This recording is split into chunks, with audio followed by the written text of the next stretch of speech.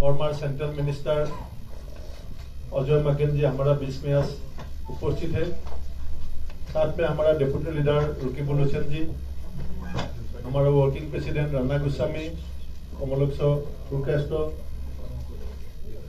हमारा leader of the opposition Shrijut Debabrata Saikia ji, हमारा vice president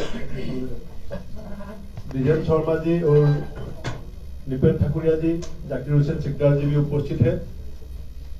मैं अभी हमारा नेता अजय माकेन जी को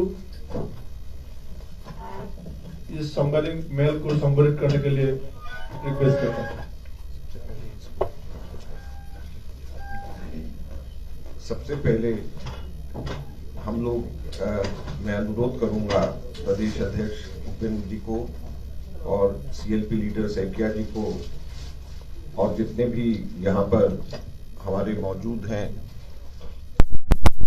हम सबके सब लोग ये बुकलेट हम लोग अनवील करेंगे जो मैं दिल्ली से लेकर के आया हूं। 9 साल 9 सवाल।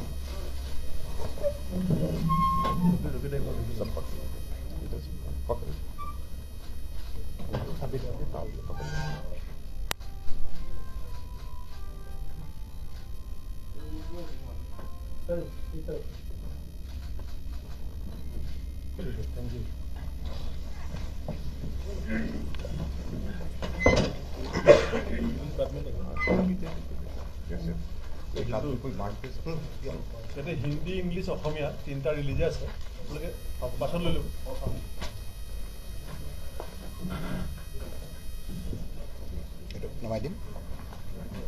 आप लोगों को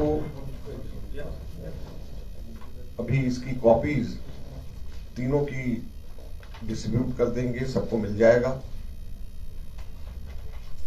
हम सब लोग जानते हैं कि नरेंद्र मोदी जी के प्रधानमंत्री बनने पर 9 साल पूरे हो गए हैं और ये 10वां वर्ष आखिरकार इनका शुरू हुआ है। और हम लोगों को लगता है और हमारे देश की जनता और असम की जनता के लिए बेहतर ही होगा कि उनका कार्यकाल का आखिरी वर्ष ही हो। 9 साल 9 सवाल मोदी जी से कांग्रेस पार्टी पूछ रही है। कल हम लोगों ने एआईसीसी के अंदर प्रेस कॉन्फ्रेंस करके ये बुकलेट लॉन्च करी। आज पूरे देश के तमाम राज्यों के अंदर इस प्रकार की प्रेस कॉन्फ्रेंस के माध्यम से हम लोग मोदी जी से और मोदी सरकार से और भारतीय जनता पार्टी से उनके 9 वर्षों के का हिसाब मांग रहे हैं और 9 सवाल उनसे पूछ रहे हैं। और मुझे खुशी है कि मेरे को आज असम गुवाहाटी के अंदर आकर के 9 सवाल पूछने का मौका मिला है। और असम के साथ, गुवाहाटी के साथ मेरा बहुत पुराना संबंध रहा है और कांग्रेस पार्टी ने मुझे यहां पर भेजा है और एक बहुत महत्वपूर्ण भी इस प्रकार से इंडिकेशन दिया है कि असम को हम सबके सब लोग बहुत सीरियसली लेते हैं, नॉर्थ ईस्ट स्टेट्स को बहुत सीरियसली लेते हैं। और यहां पर आकर के हम लोग भारतीय जनता पार्टी से और मोदी सरकार से 9 सवाल पूछ रहे हैं। तो 9 सवाल जो हम लोग पूछ रहे हैं वो मुख्यतः 9 विषय हैं जिसके के ऊपर हम सवाल पूछ रहे हैं। और आप सब लोग, जब मैं एक एक करके एक एक विषय के ऊपर आऊंगा तो आप लोग खुद इस चीज को महसूस करेंगे कि किस प्रकार से मोदी सरकार ने हर विषय के ऊपर किस प्रकार से भारत को धोखा दिया है, देश को धोखा दिया है और नॉर्थ ईस्ट के लोगों के साथ धोखा हुआ है। सबसे पहले अगर हम अर्थव्यवस्था, इकोनॉमी की अगर हम बात करें तो भारत के अंदर पिछले 9 वर्ष के अंदर देश के गरीब और गरीब होते चले गए और अमीर होते चले गए। और भारत के अंदर जहां पर गरीब और अमीर को दोनों को एक साथ में दोनों के बीच में खाई और दूरी को कम करने की जिम्मेवारी सरकार की होनी चाहिए थी, जो कांग्रेस पार्टी की सोच थी, ठीक उसका उलट हुआ। यहां पर हम लोगों ने देखा कि जीएसटी लगा करके साधारण आदमी अगर कोई नमक भी खरीदने के लिए जाता है तो उसको भी टैक्स देना पड़ता है। एक तरफ तो साधारण आदमी के ऊपर जीएसटी लगा करके बोझ डाल दिया गया, दूसरी तरफ कॉर्पोरेट टैक्स जो कि बड़े पूंजीपतियों को देना होता उसको आधा कर दिया गया। तो सीधे सीधे ये सरकार के काम करने का तरीका है। 1 दर्जन से ज्यादा बार एक्साइज पेट्रोल और डीजल और पेट्रोलियम प्रोडक्ट्स के ऊपर लगाई गई। उसका नतीजा क्या हुआ कि कांग्रेस के समय के ऊपर जहां पे जब $100 प्रति बैरल पेट्रोल का इंटरनेशनल क्रूड ऑयल का रेट था, आज वो घट करके $100 से घट करके $70 हो गया है। लेकिन पेट्रोल, डीजल, केरोसिन, गैस, इन सब के रेट्स बढ़ गए। इसका फायदा मिलने की जगह सरकार ने 12 बार से भी ज्यादा एक्साइज ड्यूटी बढ़ा करके अपने जेब भरे। बड़े बड़े जो पे था आज 1103 रुपया हो गया है, 170% की बढ़ोतरी हुई है। ये बावजूद उसके कि इंटरनेशनल क्रूड ऑयल कम हो रहा है। पेट्रोल 71 रुपए लीटर हमारे समय पे था, आज 100 रुपए टच कर रहा है, लगभग 57% बढ़ गया। और ये बावजूद उसके कि इंटरनेशनल प्राइसेस क्रूड ऑयल के कम हुए। डीजल 55 रुपए से बढ़कर के 100 रुपए तक के डीजल पहुंच गया है, बावजूद उसके कि इंटरनेशनल प्राइसेस कम हो गए। सरसों का तेल 90 से 143, आटा जो साधारण गरीब आदमी जो खाता है 22 से 35 रुपया बढ़ गया, दूध जो है 35 से 53 रुपया हो गया। तो ये सारी की सारी चीजें, ये पूरा हम लोग आपको अभी जो देंगे उसमें ये सब चीजें हैं, किस तरीके से इंटरनेशनल प्राइसेस कम होने के बावजूद, क्रूड ऑयल कम होने के बावजूद आज हमारे देश के अंदर ये सब चीजें महंगी मिल रही हैं, क्योंकि सरकार मुनाफा खा रही है या सरकार के मित्र पूंजीपति मुनाफा कमा रहे हैं। इसका नतीजा ये हो रहा है कि हिंदुस्तान में गरीबों की संख्या बढ़ती जा रही है और हमारे जो सबसे अमीर थे मित्र पूंजीपति, वो दुनिया के दूसरे सबसे अमीर आदमी एक वक्त बन गए थे, इससे पहले कि जब लोगों को पता चला कि असलियत क्या है। दूसरा, हमारे देश के अंदर किसानों की हालत क्या है। छोटी छोटी चीजें जो किसान जिसका इस्तेमाल करता है उन सभी के ऊपर जीएसटी लगा दिया गया। जितने इक्विपमेंट्स किसान इस्तेमाल करता है उसके ऊपर, सबके ऊपर जीएसटी लगा दिया गया। उसका नतीजा यह हुआ कि एक किसान औसतन मात्र आज 27 रुपए प्रतिदिन उसकी सिर्फ कमाई रह गई है। तो किस प्रकार से वो अपने पूरे परिवार का पालन करेगा। और ये वो सरकार है, वो भारतीय जनता पार्टी है जो कि ये कहते थे कि हम किसानों की आय को 2 गुना कर देंगे। 2 गुना करने की बात तो दूर, और कम किसानों की आय हो गई है। और जो मिनिमम जीएसटी, मिनिमम जो एमएसपी की बात करते थे, लीगली गारंटीड जिसकी बात करते थे, वो दूर दूर तक के उसके ऊपर कोई कार्रवाई नहीं हुई है। आज भी मिनिमम सपोर्ट प्राइसेस उतने नहीं है जितने पहले कांग्रेस के जमाने में जिस तेजी से बढ़ते थे। तीसरा, भ्रष्टाचार की अगर हम बात करें, क्रोनी कैपिटलिज्म की अगर हम बात करें, मित्र पूंजीपतियों को फायदा पहुंचाने की बात करें, तो इससे बड़ा क्या भ्रष्टाचार हो सकता है कि साधारण जनता का पॉलिसी, जो एलआईसी के पॉलिसी धारक हैं वो साधारण जनता है, उसके पैसे का इन्वेस्टमेंट, एलआईसी की पॉलिसी की इन्वेस्टमेंट इन लोगों ने मित्र पूंजीपति अडानी जैसे कंपनियों के अंदर इन्होंने वो पैसा इन्वेस्ट कर दिया। एसबीआई जो है वो आगे बढ़ करके उसको मदद करने के लिए कि मित्र पूंजीपति जो नरेंद्र मोदी जी के हैं वो कहीं पे डूब ना जाए वो कंपनीज, उसके अंदर वो पैसा इन्वेस्ट करता है, उसमें वो लोन देता है। एलआईसी उनके स्टॉक्स में इन्वेस्ट करता है और उसका नतीजा ये होता है कि उसके अंदर, उसकी वजह से जो गरीब लोग, जो साधारण लोग जो एलआईसी के पॉलिसी धारक हैं, उनका पैसा डूबने के कगार के ऊपर है। उनके एलआईसी पॉलिसी धारक जो है वो नुकसान के अंदर। तो जो एलआईसी के पास में जो टोटल कुल जमा पूंजी जो सब लोगों की थी, वो आगे बढ़ने की जगह वो कम हो गई, क्योंकि गलत जगह के ऊपर इन्वेस्टमेंट इस सरकार की वजह से है। इससे बड़ा भ्रष्टाचार का मुद्दा और इससे बड़ा मित्र पूंजीपति क्रोनी कैपिटलिज्म का मुद्दा इससे बड़ा नहीं हो सकता। आज आधे पौने दामों के ऊपर एयरपोर्ट्स बेचे जा रहे हैं, सरकारी संपत्तियां बेची जा रही हैं, सारे नियम ताक पे रखे जा रहे हैं, मोनोपोलीज क्रिएट करी जा रही हैं और बगैर किसी लेवल प्लेइंग फील्ड के ये अपने खुद कुछ मित्र पूंजीपतियों को फायदा पहुंचाने के लिए सरकार और भारतीय जनता पार्टी कर रही है। चौथा मसला जो महत्वपूर्ण राष्ट्रीय सुरक्षा का है वो चाइना के साथ में है और राष्ट्रीय सुरक्षा का मामला है। आज लगभग 18 मीटिंग्स चाइना के साथ में पिछले 4-5 सालों में हुआ है, लेकिन उसका कोई नतीजा नहीं है। आज भी 1,500 स्क्वायर किलोमीटर जमीन भारत की चाइना ने कब्जा करके बैठे हुए हैं और उसके ऊपर सरकार मानने तक को तैयार नहीं है, जबकि हर किसी को मालूम है, सैटेलाइट इमेजरी में हर जगह के ऊपर आ रहा है कि ये जगह चाइना ने कब्जा करके बैठे हुए हैं, लेकिन ये सरकार उसको मानने को तैयार नहीं, आंख बंद करके बैठी हुई है। तो ये सरकार जो कि राष्ट्रीय सुरक्षा की और चाइना को लाल आंख दिखाने की जो बात करते थे, आज उस सरकार के समय के ऊपर 1,500 स्क्वायर किलोमीटर जमीन, हमारे देश की 1,500 स्क्वायर किलोमीटर जमीन चाइना आज हत्या करके बैठा हुआ है और इस सरकार को कोई भी समझ नहीं है। सामाजिक ताना बाना, हमारे देश के अंदर जो सामाजिक सद्भाव आपस के अंदर हुआ करता था, उसके अंदर भारी गिरावट आई है।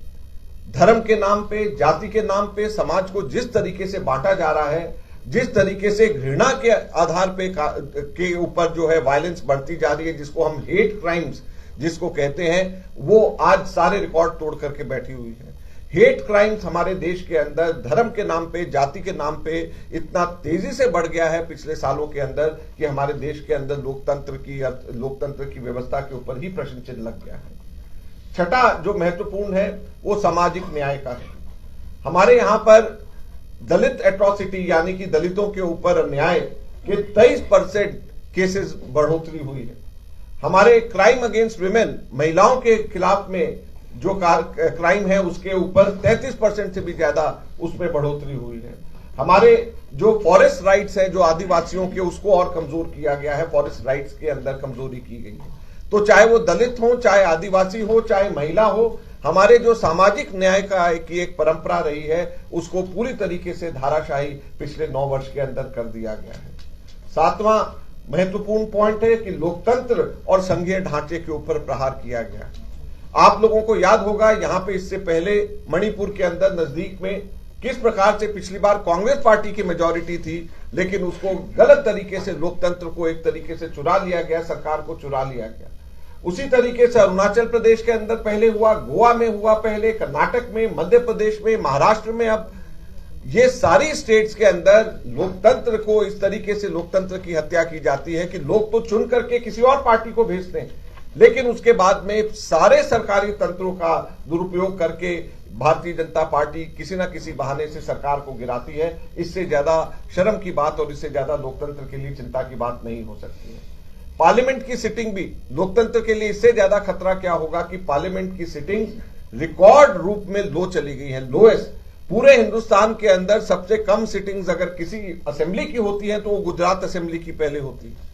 तो जो नरेंद्र मोदी ये कहते थे कि मैं गुजरात मॉडल पूरे देश में लागू करूंगा, उन्होंने गुजरात मॉडल पार्लियामेंट में लागू कर दिया। जिस तरीके से गुजरात असेंबली की सिटिंग सबसे कम होती है, उसी तरीके से पार्लियामेंट की सिटिंग्स भी अब सबसे कम ऐतिहासिक तौर के ऊपर हुई। तो जब पार्लियामेंट में सिटिंग्स नहीं होंगी तो लोकतंत्र में जब सवाल नहीं पूछे जाएंगे, लोकतंत्र के अंदर जब माइक को म्यूट कर दिया जाएगा, जैसे राहुल गांधी जी जैसे नेता जब बोलेंगे, उनको पार्लियामेंट से किसी ना किसी बहाने से पार्लियामेंट की सदस्यता उनकी जब रद्द कर दी जाएगी, जो लीडर ऑपोजिशन के सबसे बड़ी पार्टी के हैं, तो लोकतंत्र कहां पे जिंदा रहेगा? आज हम आप लोगों के माध्यम से देश की जनता से ये पूछना चाहते हैं। तो सबसे महत्वपूर्ण हमारे लिए आज देश के अंदर यह है कि लोकतंत्र जिंदा है तो हमारे आम साधारण लोगों के हाथ में ताकत है। अगर लोकतंत्र जिंदा नहीं है तो ताकत सिर्फ मुख्यमंत्रियों और प्रधानमंत्रियों के हाथ में है। और प्रधानमंत्री और मुख्यमंत्रियों के हाथ में अगर ताकत रहेगी और हमारे देश में लोकतंत्र नहीं रहेगा, जनता के हाथ में ताकत नहीं रहेगी, तो हमारी आजादी का क्या मतलब है? आजादी से पहले भी हमारे अंग्रेज बहुत पावरफुल हुआ करते थे जो हमारे शासन करते थे, लेकिन जनता के पास में ताकत नहीं थी। तो जनता को ताकत देने के लिए आजादी हासिल करी गई, लोकतंत्र दिया गया।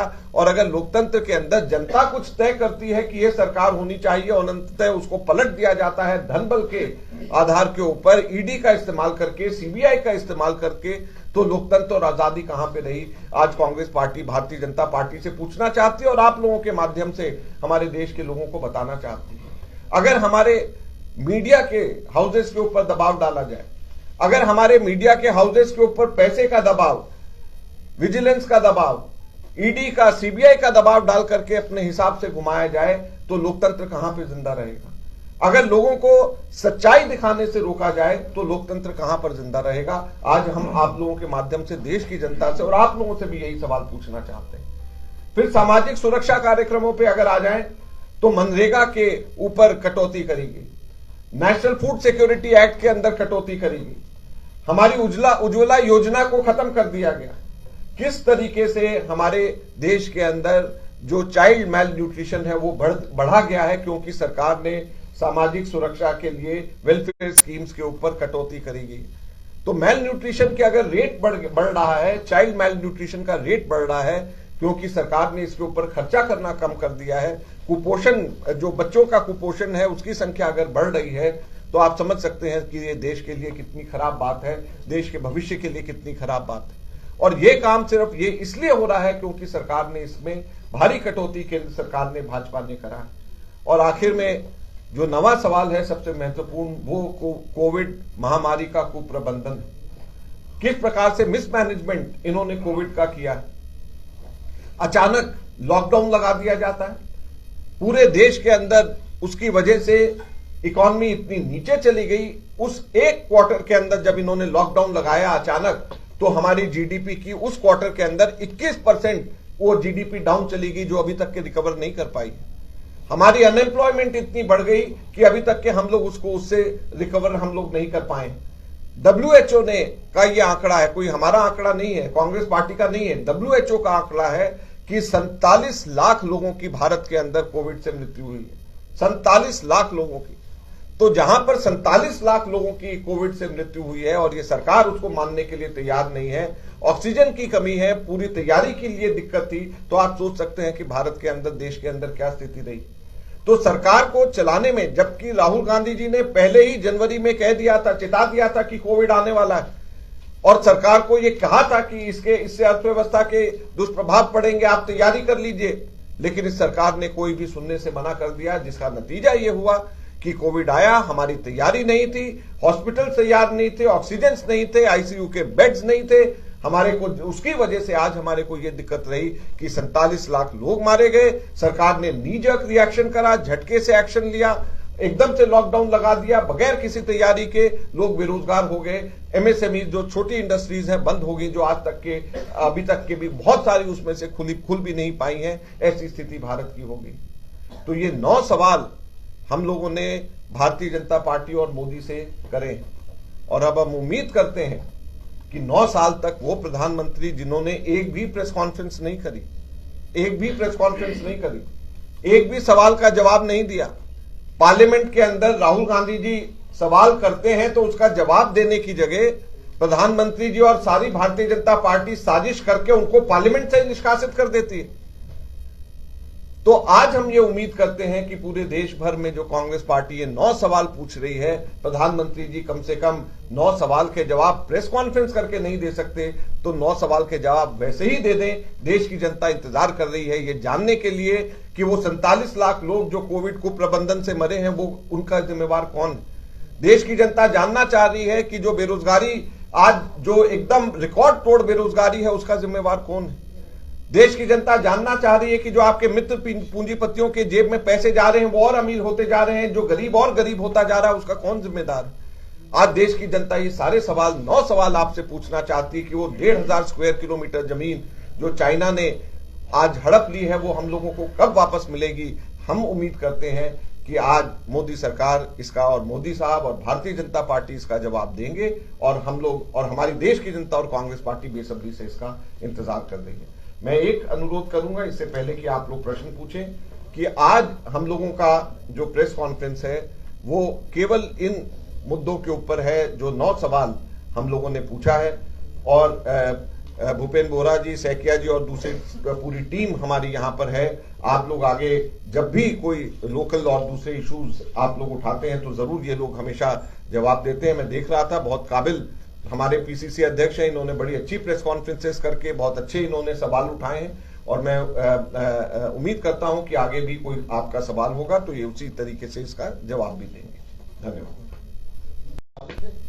बिल्कुल, और क्या, ये तो हम लोग जो हैं, मुझे पता नहीं कि यहाँ पर क्योंकि पिछले साल जब 8वीं साल इनके पूरे हुए थे तो यहाँ पर उस वक्त भी हुआ था, और ये मुकुल वासनिक जी यहाँ पर आए थे, और मैं उस टाइम पे मुंबई गया था, और हम लोगों ने इन मुद्दों को उठाया था। कर्नाटक में भी यही मुद्दे उठाए थे। भ्रष्टाचार का मुद्दा तो कर्नाटक में सबसे महत्वपूर्ण था मुद्दा, और जनता ने इन मुद्दों के आधार के ऊपर हमारे को वहां पर मौका दिया, और हम उम्मीद करते हैं कि आगे आने वाले समय में इन्हीं मुद्दों के आधार पर, जैसे कर्नाटक की जनता ने कांग्रेस को लेकर के आए हैं, देश की जनता भी वापस कांग्रेस को लेकर आएगी।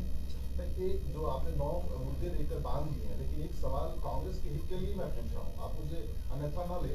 मैं ये जानना चाहता हूँ कि कांग्रेस जो है, कर्नाटका की बात अलग है, कर्नाटका में विजय गाथा आपके शुरू हो, पूरे देश में हम चाहेंगे, लेकिन सबसे बड़ी बात है आपसी गुटबाजी, जिसका शिकार राजस्थान भी हो रहा है, मध्य प्रदेश हो चुका है, अब असम में भी हो चुका है। तो कहते हैं घर का बेदी ननखट है, उससे निपटने की कोई तैयारी है आप लोगों में?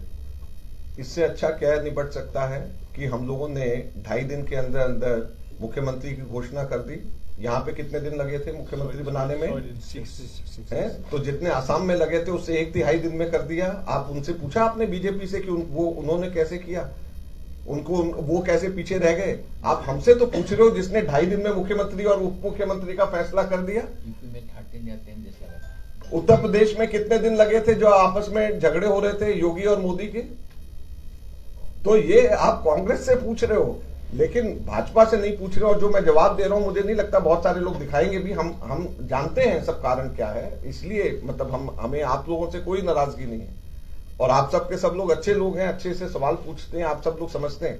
लेकिन जो मीडिया हाउस के ओनर्स हैं उनको मैं कहना चाहूंगा कि आप लोग, लोकतंत्र जिंदा रहेगा तो आप लोग जिंदा रहेंगे। सभी मीडिया हाउस के ओनर्स को कहना चाहूंगा, लोकतंत्र जिंदा रहेगा तो आप लोग जिंदा रहेंगे, आपकी टीआरपीज बढ़ेंगी। अगर लोकतंत्र नहीं रहेगा तो आप लोगों में से कोई भी जिंदा नहीं रहेगा, सिर्फ एक दूरदर्शन रहेगा, वो आप लोगों को ये तय करना है। Mr. Makan, I'm Nivir from Times Now. So the opposition has taken a united stand when it comes to attending the new parliament inauguration, and they have rejected to go there. However, we have seen parties such as from Karnataka itself, JDS, former PM, saying that he will attend the ceremony, saying that democracy is above everything else, and that's why he's attending. So there is a divided line. Do you think in terms of the opposition when it comes to attending? So just a minute. Let me answer this. How many seats JDS has in Lok Sabha? How many seats? How many MPs do they represent in Lok Sabha? How many? Out of 542, how many? Do you want us to reply about a party who represents hardly one? I don't know if that is also there in Lok Sabha or not. So you want to talk about opposition unity on the basis of a party which has just one seat in Lok Sabha out of 542? No.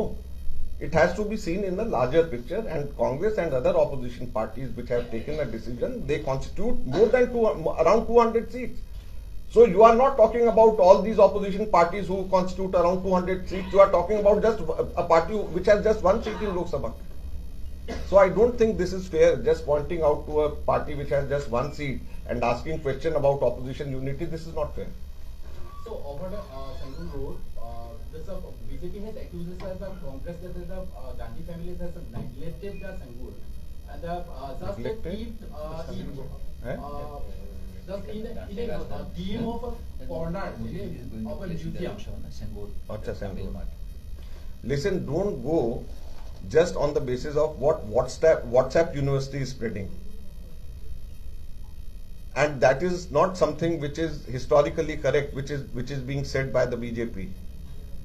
It is not historically correct. And if anyone wants to prove that anyone was more loyal towards the country than the Congress party, people like Jawaharlal Nehru, who spent more than 10 years in prison, I am sorry to say they are totally trying to mislead the people of this country.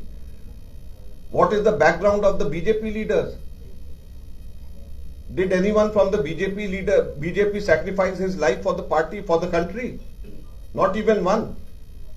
So please, as far as the Congress party, and don't go by these false WhatsApp University claims. Look at the actual history and delve into the actual history to know what actual ground reality, what actual reality is.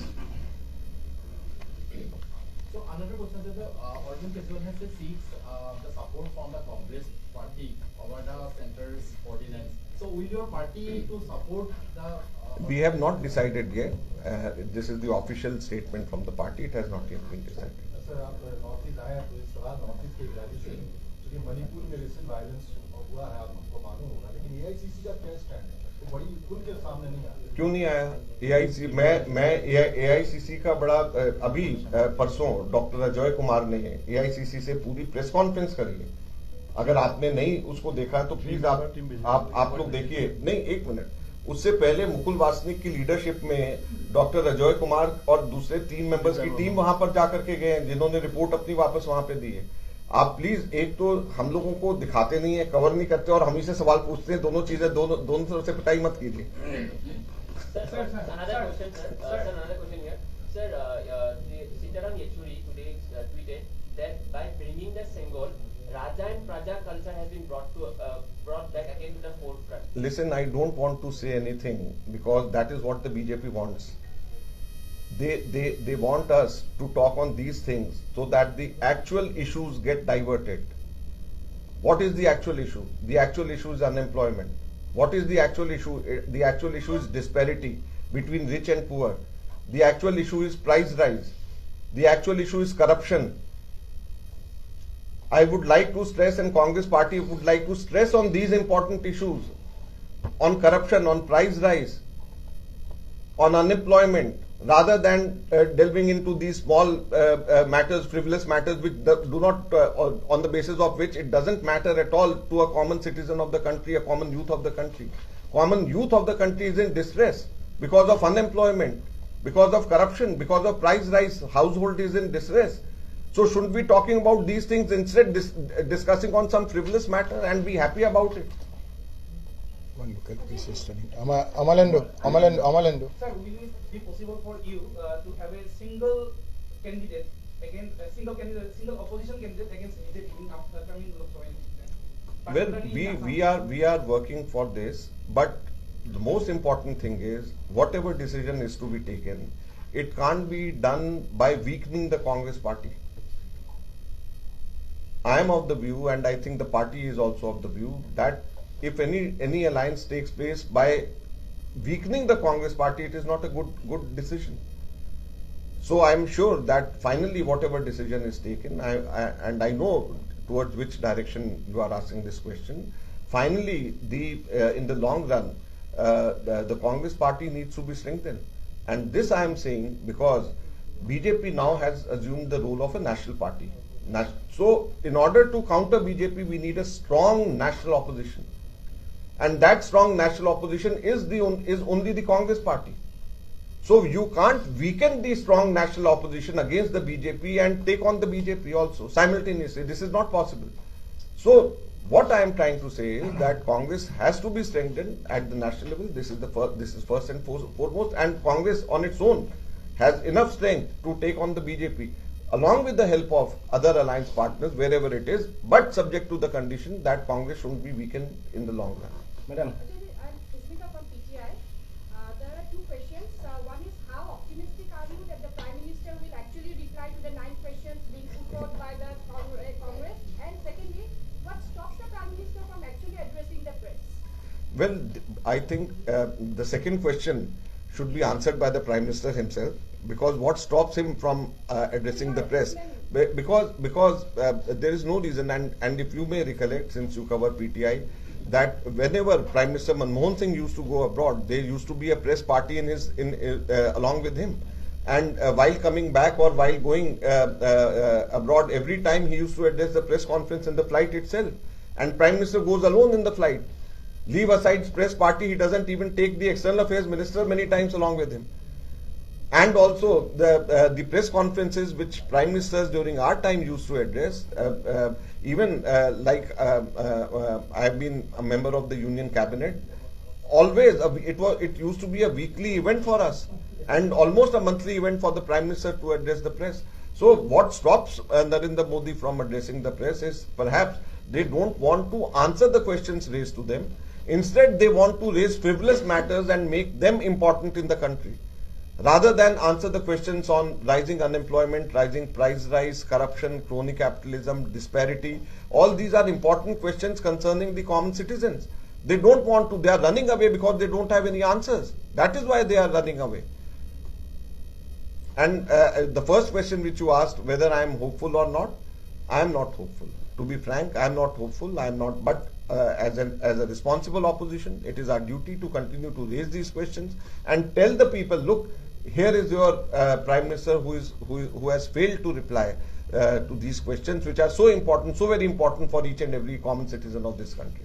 Sir, AIDF team बार-बार कहते हैं कि alliance team में उन लोगों को भी लेना साथ में लेना चाहिए. देखिए, मैं इस बारे में कुछ नहीं कह सकता. मैंने जितना कहना था मैंने इससे पहले कह दिया. अब जो है इसका फैसला जो है आज मैं 9 साल के लेकर के आया हूं, और मेरे अपने ही सवाल खराब मत करवाओ मेरे से ये करके, क्योंकि कल आप ये छापोगे जो मैं बोलूंगा और ये कोई नहीं छापेगा.